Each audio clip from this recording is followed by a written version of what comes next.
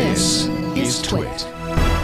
Facebook. So this is an interesting story for a number of reasons. First of all, here's the title. Facebook is seeing more and more app developers go Android first.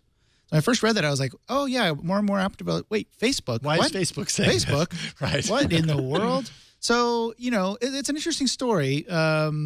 Facebook in Europe, actually, the person's name is Julien Cordeneu.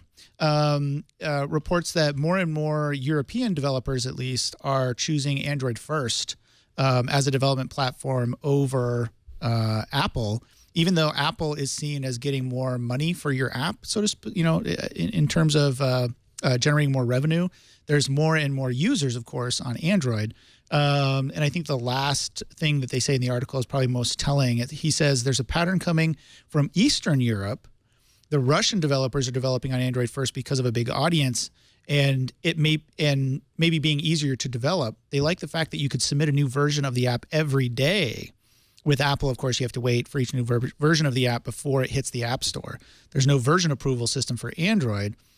So he says this is a trend that I see, and I think it's going to accelerate. We talk a lot about the ungatedness.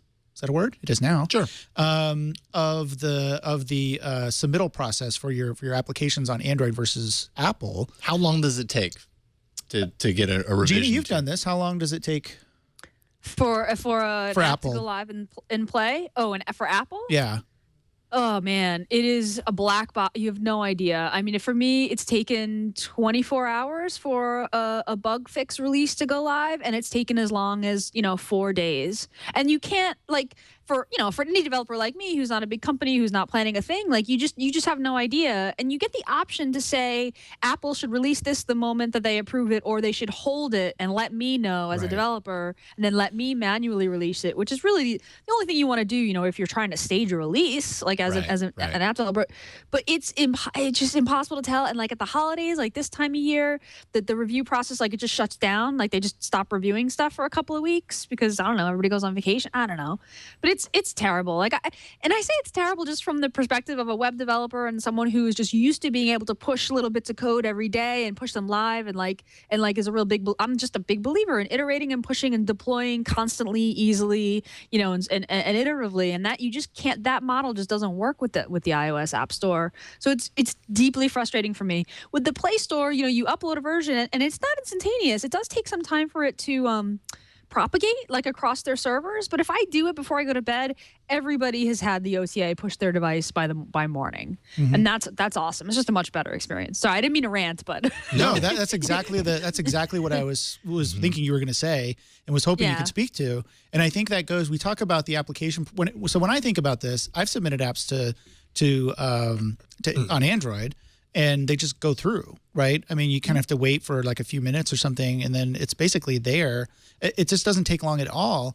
And I think that if, like you say, if you are writing an app where you want to make changes very frequently and they have to be approved every time in the Apple Store, the App Store, I mean, that is a big drawback. Aside from the fact of the numbers, that there's more users on Android and all that, you need to make it, and it's surprising to me too that Apple either doesn't get this or chooses not to get it because they are the convenience king, right? I mean, they want to make things easy. That's why there's only a single button on Apple products, which is retarded.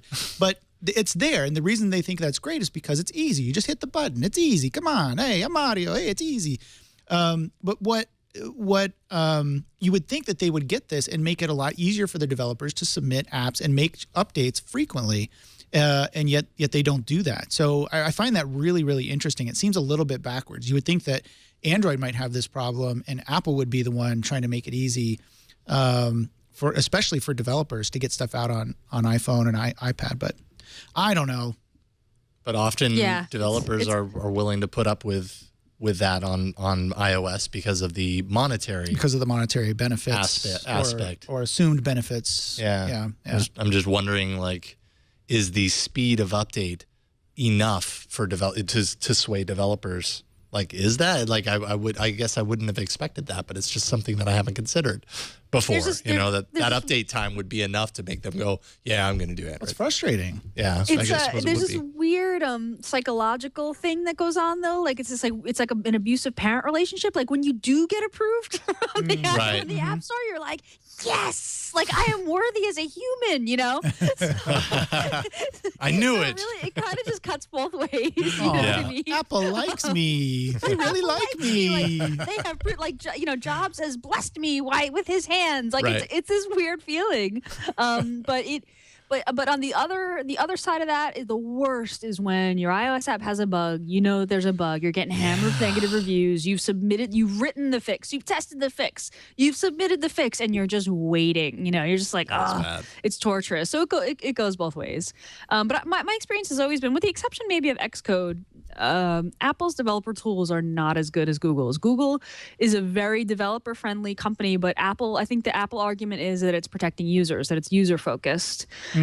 So put the onus on the developers to suffer while they wait, for the good of the users. So Yeah. I think it's just philosophically a different approach. Yeah, for sure. And in case you were wondering what the Facebook tie-in was, I'll get back to that as well. Apparently, Facebook has a team of evangelists encouraging Android developers to use Facebook as a way to build and promote their apps. So that's kind of interesting, but that's why there's this tie-in. I wouldn't have gone to Facebook first to try to get this information, but maybe that's just me. It's interesting to think about anyway. Absolutely.